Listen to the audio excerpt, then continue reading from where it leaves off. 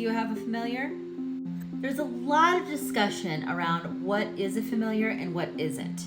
Some people will say your house pet is not a familiar.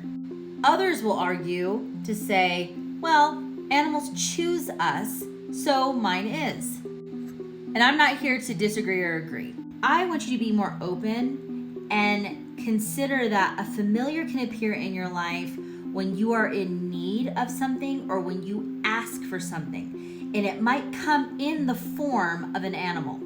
Now, I've always been under the impression that a familiar is something that actually comes to you, not something that you adopt or buy. Again, teach their own. But when you are asking your spirit guides, deities, the energies, the spirits, the saints, the infernals that you work with, let's say you're asking for protection. Let's say you're asking for more guidance or, something that is going to help you navigate through a certain predicament or through life in general. The answer, the manifestation, might come in the form of an animal.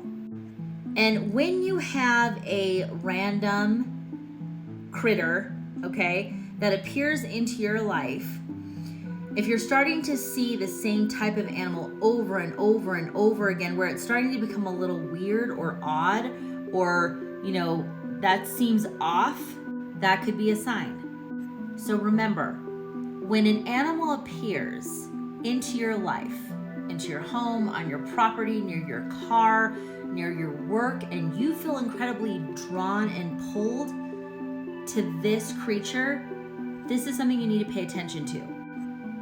Your blessings, your answers could come in different forms. So don't turn a blind eye when you feel pulled to it.